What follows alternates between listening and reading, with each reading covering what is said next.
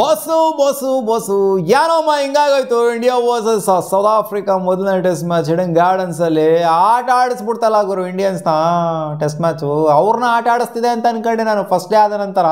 ಆಮೇಲೆ ನಾವೇ ಆಟ ಆಡೋಗ್ಬಿಟ್ವಲ್ಲ ಯಪ್ಪ ಸೀರಿಯಸ್ಲಿ 124 ರನ್ನ ಚೇಸ್ ಮಾಡೋಕ್ಕಾಗಿಲ್ಲ ಇಂಡಿಯನ್ ಟೀಮ್ ಕೈಲಿ ಅಂತ ನಂಬ್ತೀರಾ? ಹೌದು, ಅದು ಹೋಮಲ್ಲಿ ಏನೋ ಅವ್ರ ಕಂಡೀಷನಲ್ಲಿ ಆಗಿತ್ತು ಅಂತಂದರೆ ನಾವು ಬಿಡೋಗರು ಏನೋ ಒಂದು ಅಚಾನಕ್ ಆಗಿಬಿಟ್ಟಿದೆ ಅಂತ ಅನ್ಕೊಂಬೋದಾಗಿತ್ತು. ಬಟ್ ಹಿಡನ್ ಗಾರ್ಡನ್ಸಲ್ಲಿ ಹೋಮ್ ಟೀಮು ಸ್ಟ್ರಗಲ್ ಮಾಡಿದೆ ಅಂತಂದರೆ ನಮ್ಮ ಕಂಡೀಷನಲ್ಲಿ ನಾವೇ ಸ್ಟ್ರಗಲ್ ಮಾಡಿದ್ದೀವಿ ಅಂತಂದರೆ ನಾವು ಒಪ್ಕೊಳ್ಳೇಬೇಕು. Top quality team South Africa ಏನಕ್ಕೆ ಡಿಫೆಂಡಿಂಗ್ ಚಾಂಪಿಯನ್ಸ್ ಆಗಿದ್ದಾರೆ, ಚಾಂಪಿಯನ್ಸೇ ಇನ್ನು ರೀಸೆಂಟಾಗಿ ಚಾಂಪಿಯನ್ಸ್ ಆಗಿದೆ. ಹೌದು, ಡಿಫೆಂಡಿಂಗ್ ಚಾಂಪಿಯನ್ಸ್ ಇವಾಗ WBC ಇಲ್ಲವರು ಏನಕ್ಕೆ ಚಾಂಪಿಯನ್ಸು ಅಂತ ಮತ್ತೆ ತೋರಿಸ್ಕೊಂಡು ಕೊಡ್ತಾ ಇದ್ದಾರೆ ಅಷ್ಟೇ. ಅಲ್ಲಿ 124 ಲಿಟರ್ಲಿ 124 ಚೇಸ್ ಡೌನ್ ಮಾಡೋದಕ್ಕಾಗಿಲ್ಲ, 100 ಕೂಡ ಹೊಡೆಯೋಕ್ಕಾಗಿಲ್ಲ. ಸೆಕೆಂಡ್ ಇನ್ನಿಂಗ್ಸಲ್ಲಿ ಆಲ್ ಔಟ್ ಆಗಿದ್ದೀವಿ ಅಂತಂದರೆ ಸೀರಿಯಸ್ಲಿ ಒಂಥರ ಅಜೀಬ್ ಆಗ್ತಾ ಇದೆ, ನಮಗೆ ಅಜೀಬ್ ಆಗ್ತಾ ಇದೆ. ಹೌದು, ವಿಕೆಟ್ ಟ್ರಿಕ್ಕಿ ಇತ್ತು ಬ್ಯಾಟಿಂಗ್ ಆಡೋದಕ್ಕೆ, ಬಾಲ್ ತಿರುಗಿ ಎಗ್ರಿ ಹೆಂಗೆಂಗೋ ಬರ್ತಾಯಿತ್ತು. ಹೌದು, ಅಸಿಸ್ಟ್ ಇತ್ತು, ಸ್ಪಿನ್ನರ್ಸ್ಗೆ ಅಸಿಸ್ಟ್ ಇತ್ತು ಸಿಕ್ಕಾಪಟ್ಟೆ. ಮೂರನೇ ದಿನ ಆ್ಯಕ್ಚುಲಿ ಇನಿಷಿಯಲಿ ಪೇಸರ್ಸ್ಗೆ ಅಸಿಸ್ಟ್ ಇದ್ದಿದ್ದು, ಇವಾಗೆಲ್ಲ ಸ್ಪಿನ್ನರ್ಸ್ಗೆ ಅಸಿಸ್ಟು ಟರ್ನಾಗಿ ಹೋಗ್ಬಿಟ್ಟಿತ್ತು. ನಮ್ಮ ಸ್ಪಿನ್ನರ್ಸು 7 ವಿಕೆಟ್ ಇದ್ದಿದ್ದಾರೆ ಈ ಇನ್ನಿಂಗ್ಸಲ್ಲಿ, ಇವ್ರ ಸ್ಪಿನ್ನರ್ಸು ಕೂಡ 7 ವಿಕೆಟ್ನೇ ಇದ್ದಿದ್ದಾರೆ. ನಮಗೊಂದು ಡಿಮೆರಿಟ್ ಪಾಯಿಂಟ್ ಏನಾಗಿದ್ದು ಅಂದರೆ ಶುಭ್ಮನ್ ಗಿಲ್ನ ಇಂಜುರಿ ಏನಿದೆ, ನೆಕ್ ಸ್ಪ್ಯಾಸಮ್ ಆಗಿದ್ದು ಅವ್ರನ್ನ ಈಚೆ ಕಡೆ ಇಡೋ ಥರ ಆಗಿದ್ದೇನಿದೆ. ಸೊ ಅದೊಂದು ಸ್ವಲ್ಪ ಬ್ಯಾಕ್ ಫೈರ್ ಆಯಿತು ಅಂತ ಅನ್ಕೊಳ್ತೀನಿ. ಯಾಕಂತಂದರೆ ಅಲ್ಲಿ ನಾವು 2 ವಿಕೆಟ್ ಡೌನಲ್ಲಿ 1 ರನ್ಗೆ 2 wicket down, in fact 3 wicket down 1 ರನ್ಗೆ ನಾವಲ್ಲಿ ಲೆಕ್ಕ ನೋಡ್ತೋ ಅಂತಂದರೆ ಶುಭ್ಮನ್ ಗಿಲ್ಲು ಇಲ್ಲ ಅಲ್ಲಿ. 1 ರನ್ಗೆ 3 ವಿಕೆಟ್ ಡೌನು ಅಂತಂದರೆ ಇನ್ನು ಸ್ಟ್ರೈಟ್ ಅವೇ ಬ್ಯಾಕ್ ಫುಟಲ್ಲಿ ನಾವು 1 ರನ್ಗೆ 3 ವಿಕೆಟಲ್ಲಿ ಹಿನ್ನೆಲೆಯಿಂದ ಗೆಲ್ತೀವಿ ನಾವು, ಅಲ್ಲಿಂದನೇ ಬ್ಯಾಕ್ ಫುಟು.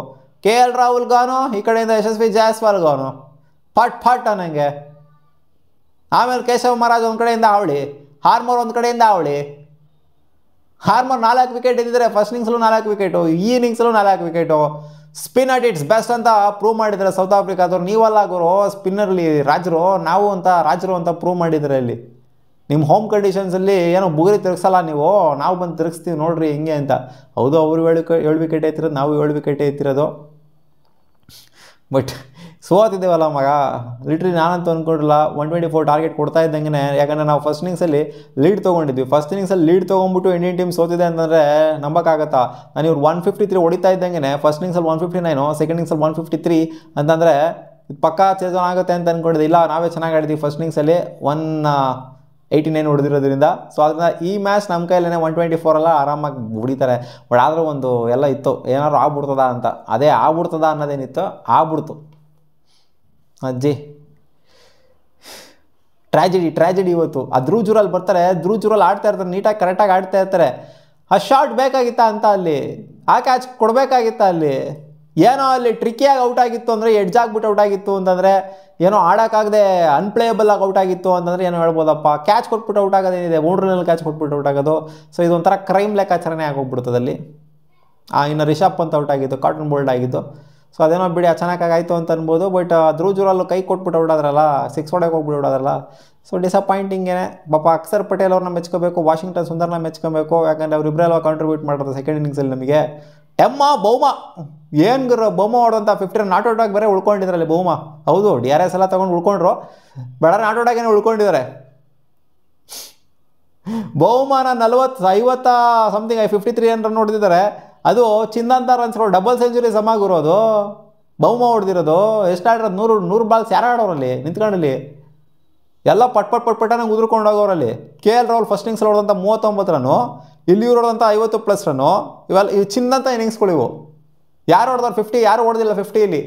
ಹೊಡೆದಿರೋದೇ ಇಲ್ಲಿ ಬೌಮಾ ಒಬ್ಬರೇ. ಈ ಮ್ಯಾಚಲ್ಲಿ ಹೊಡೆದೋದು ಅವರ ಲೆಜೆಂಡ್ ಅಂತ ಅನ್ಕೊಳ್ಳಿ. ವಿಕೆಟ್ಸ್ ಎತ್ತಿರ್ಬೋದು, ಎಲ್ಲ ಎತ್ತಿದ್ರೆ ಬೇಜಾನ್ ವಿಕೆಟ್ಸ್ಗಳು ಬಿದ್ದಿದ್ದಾವೆ. ಬಟ್ 50 ಯಾರು ಹೊಡೆದಿಲ್ಲ. ಸೊ ಈ ಮ್ಯಾಚ್ದು man of the match, player of the match Bavuma ಕೊಡಬೇಕಾ ಅಥವಾ ಈ ಕಡೆಯಿಂದ ಆರ್ಮರ್? ಹೌದು, ಆರ್ಮರ್ 8 ವಿಕೆಟ್ ಎತ್ತಿದ್ದಿಲ್ಲ ಅಂದಲ್ಲ. ಬಟ್ ಆದರೂ ಬೌಮಾ ಒಂಥರ ಇವತ್ತು ಗೇಮ್ ಚೇಂಜ್ ಮಾಡಿ ನಿಂತ್ಕೊಂಡು ಚೋಟ್ ಮೆಣಸಿನ್ಕಾಯಿ ನೋಡಿ ಹೆಂಗೆ ಅವನಜ್ಜಿ. ಬೌಮಾ ಕ್ಯಾಪ್ಟನ್ಸಿ ನಿಭಾಯಿಸೋಕ್ಕೆ ಸ್ಟಾರ್ಟ್ ಮಾಡಿದಾಗಿಂದ ಸೌತ್ ಆಫ್ರಿಕನ್ ಕ್ರಿಕೆಟು ಟೆಸ್ಟ್ ಅಂತ ಬಂದಾಗ ಲೆಜೆಂಡ್ಸ್ ಆಗೋಗ್ಬಿಟ್ಟಿದ್ದಾರೆ. ಅವ್ರ ಕ್ಯಾಪ್ಟನ್ಸಿಲಿ ಸೋಲೋ ಮಾತೇ ಇಲ್ಲ, ಆ ಥರ ಕಾಣಿಸ್ಕೊತಾ ಇದ್ದಾರೆ. ಸೋತೇ ಇಲ್ಲ ಗುರು, ಆ ಥರ ಆಡ್ತಾವ್ರು ಇವರು. ಲೆಜೆಂಡ್ರಿ ಟೀಮ್ಗಳ ಮೇಲೆ ಪಟ್ ತಲೆ ಮೇಲೆ ಹೊಡ್ಬಿಟ್ಟು ಕಳಿಸ್ತಾವ್ರೆ. ಅದು ನೋಡಿ ನಮ್ಮ ಹೋಮಲ್ಲೇ ಈ ಥರ ಒಂದು ಹೋಮ್ ಕಂಡೀಷನ್ಸ್ ಅಲ್ಲ, ಅದು ಹಿಡನ್ ಗಾರ್ಡನ್ಸ್ ಫೇವರಬಲ್ ಕಂಡೀಷನ್ಸ್ ಇಂಡಿಯಾಗೆ, ಇದರಲ್ಲೇ ಡಾಮಿನೇಟ್ ಮಾಡಿದ್ದಾರೆ ಅಂತಂದರೆ ಅರ್ಥ ಮಾಡ್ಕೊಳ್ಳಿ ಸೌತ್ ಆಫ್ರಿಕನ್ ಟೀಮು ಯಾವ ಥರ ಇದೆ ಅಂತ. ಸುಮ್ಮನೆ ಹೇಳಲ್ಲ ಡಿಫೆಂಡಿಂಗ್ ಚಾಂಪಿಯನ್ಸ್ ಇವರು ಅಂತ. ಏನು ಹೇಳ್ತೀರಮ್ಮ, ಬಿಲ್ಡಪ್ ಕೊಡಬೇಕಷ್ಟೇ ಸೌತ್ ಆಫ್ರಿಕನ್ಸ್ಗೆ. ಅಪ್ರಿಷಿಯೇಟ್ ಮಾಡಲೇಬೇಕು, ಗೆದ್ದಿದ್ದಾರೆ. ನಾವು ಸೋತಿದ್ದೀವಿ. ಬ್ಯಾಟಿಂಗ್ ಫೇಲ್ಯೂರ್ ಅಂತ ಹೇಳ್ಬೋದು. ಬ್ಯಾಟಿಂಗ್ ಫೇಲ್ಯೂರ್ ಅನ್ನೋದಕ್ಕಿಂತ ಇನ್ನೇನು ಬ್ಯಾಟಿಂಗ್ ಫೇಲ್ಯೂರ್ ಇನ್ನೇನು ಹೇಳೋಕ್ಕಾಗತ್ತೆ. ಲಾಸ್ಟಿಗೆ ಹಂಗೂ ಅಂದ್ಕೊಂಡಿದ್ದೆ ಗುರು, ಲಾಸ್ಟಿಗೆ ಹಂಗೂ ಅಂದ್ಕೊಂಡಿದ್ದೆ ಏನಾರು ಸಿರಾಜ್ ಭಯ ಈ ಕಡೆಯಿಂದ ಬೂಮ್ರಾ ಏನಾದ್ರು ಮುಗಿಸ್ಕೊಂಡು ಕೊಟ್ಬಿಡ್ತಾರೆ ಅಂತ. ಅಕ್ಷರ್ ಪಟೇಲ್ ಒಬ್ರು ಇರಬೇಕಾಗಿತ್ತು ನೋಡಿ, ಇಲ್ಲಿ ಅಕ್ಷರ್ ಪಟೇಲ್ ಕ್ಯಾಚ್ ಕೊಟ್ಬಿಟ್ಟು ಔಟ್ ಆಗಬಾರ್ದಾಯ್ತು, ಮೇಲೆ ಹೋಗ್ಬಿಡ್ತು. ಅಕ್ಷರ್ ಪಟೇಲ್ ಇದ್ದಿದ್ದು ಇಂಟೆಂಟ್ ಇದೆ, ತಿನ್ಕಾಡಲ್ಲ ನಾನು ತಡೋಲ್ಲ, ನಾನು ಹೊಡಿತೀನಿ ಅಷ್ಟೇ, ನಾನು ಇಂಟೆಂಟ್ ಆ ಥರ ಬಂದ್ಬಿಡ್ತು. ಯಾಕಂದರೆ ತಿಣಕಿ ತಡೆದು ಕುಟ್ಟಿ ಆಡ್ತೀನಿ ಅಂತಂದರೆ ಔಟ್ ಆಗ್ತೀನಿ, ಇಲ್ಲಾಂದರೆ ಈ ಕಡೆಯಿಂದ ಇನ್ನೊಬ್ರು ಔಟ್ ಆಗ್ತಾ ಇರ್ತಾರೆ, ನಾನೇ ಹೊಡೆಯೋಕೆ ಹೋಗೋಣ, ನಾನೇ ಇನಿಷಿಯೇಟಿವ್ ತಗೋಣ ಅಂತ ಅಕ್ಷರ್ ಪಟೇಲ್ಗೆ ಅದೊಂದೇ ಇಂಟೆಂಟ್ ಇದ್ದಿದ್ದಲ್ಲಿ. ಆ ವಾಷಿಂಗ್ಟನ್ ಸುಂದರ್ ಏನಾದ್ರು ಸ್ಲಿಪ್ಪಲ್ಲಿ ಔಟ್ ಆಗಿರಲಿಲ್ಲ ಅಂತಂದರೆ ಸೊ ಅವರು ಪಕ್ಕ ಒಂದು ಗತಿ ಕಾಣಿಸಿರೋರು. ವಾಷಿಂಗ್ಟನ್ ಸುಂದರು ಮತ್ತು ಅಕ್ಷರ್ ಪಟೇಲ್ ಇಬ್ಬರು ಇದ್ದಿತ್ತು ಅಂತಂದರೆ ಒಂದು ಗತಿ ಪಕ್ಕ ಕಾಣಿಸಿರೋರು. ಸೊ ಅವರಿಬ್ಬರು ಔಟ್ ಆಗಿದ್ದ ದಿಸೆಯಿಂದ ಇವತ್ತು ಇನ್ನೇನು ಎಲ್ಲ ಔಟ್ ಆದ್ರಲ್ಲ, ಆಲ್ ಔಟ್ ಲೆಕ್ಕ ಅಲ್ಲಿ. ಬಟ್ ಅದೇ ನಮಗೆ ನೆಗೆಟಿವ್ ಆಗಿದೆ, ಶುಭ್ಮನ್ ಗಿಲ್ನ ವಿಕೆಟ್ ಇಲ್ಲದೆ ಇರೋವಂಥದ್ದು. ಸೊ 1 ವಿಕೆಟ್ ಲೆಸ್ ಆಡಬೇಕಾಯಿತು ನಾವು, ಆ ಸ್ಪ್ಯಾಸಮ್ ಆಗಿದ್ದರಿಂದ ರಿಸ್ಕ್ ತೊಗೊಳಕ್ಕೆ ಇಷ್ಟಪಡಲಿಲ್ಲ ಅಲ್ಲಿ. ಸೊ ರಿಸ್ಕ್ ತೊಗೊಂಡ್ರೆ ಇನ್ ಕೇಸ್ ಏನಾರು ಆಡಿತ್ತು ಅಂದರೆ ಬಹುಶಃ ಏನು ಬೇಕಾದ್ರೂ ಆಗಿರ್ಬೋದಾಗಿತ್ತು. ಇನ್ನೊಂದು ವಿಕೆಟ್ ಇದ್ದಿತ್ತು ಅಂತಂದರೆ ಗೊತ್ತಿರೋದೇ ಈ ಒಂದೊಂದು ವಿಕೆಟಿಂದನೂ ಕೂಡ ಗೇಮ್ ಚೇಂಜ್ ಆಗಿದ್ದಾವೆ. ಒಂದೊಂದು ವಿಕೆಟೇನೆ ಟರ್ನ್ ಆಫ್ ಇವೆಂಟ್ಗಳನ್ನ ಮಾಡೋದು ಕೆಲವೊಂದು ಟೈಮು, ಬಟ್ ಏನೂ ಮಾಡೋಕ್ಕಾಗಲ್ಲ. ಅವ್ರಿಗಾಗಿರೋವಂಥದ್ದನ್ನ ರಿಸ್ಕ್ ತೊಗೊಳೋಕ್ಕೆ ಇಷ್ಟಪಡಲಿಲ್ಲ BCCI, ಅವರು ಕೂಡ ಇಷ್ಟಪಡಲಿಲ್ಲ ರಿಸ್ಕ್ ತೊಗೊಳೋದಕ್ಕೆ. ಎಷ್ಟೋ ಸೀನಲ್ಲಿ ನೋಡಿದ್ವಿ ನಾವು, ರಿಸ್ಕ್ ತೊಗೊಂಡು ಹೇಳೋಣ ಎಷ್ಟು ನೋಡಿದ್ವಿ, ಕೈ ಮುರ್ಕೊಂಡಾಗ ಕಾಲು ಮುರ್ಕೊಂಡಾಗೆಲ್ಲ ಆಡಿರೋದು, ಒಂದೊಂದು ಕೈಯಲ್ಲಿ ಆಡಿರೋದು, ಎಂತೆಂಥವೆಲ್ಲ ನೋಡ್ಬಿಟ್ಟಿದ್ವಿ. ಹನುಮವಿಹಾರಿ ಆಡಿದ ಆಟಗಳು ನೋಡಿದ್ವಿ, ಬೇಜಾನ್ ಆಟಗಳು ನಾವು, ಅನಿಲ್ ಕುಂಬ್ಳೆ ಆಡಿದ ಆಟಗಳು, ಚತೇಶ್ವರ್ ಪೂಜಾರ ಈ ಒದೆ ತಿನ್ಕೊಂಡು ಆಡಿದ ಆಟಗಳು ಏಟಾಗಿದ್ರು. ಸೊ ಎಂತೆಂಥವು ನೋಡಿದ್ದೀವಿ, ಬಟ್ ಇಲ್ಲಿ ರಿಸ್ಕ್ ತಗೊಳಕ್ಕೆ ಇಷ್ಟಪಡಲಿಲ್ಲ.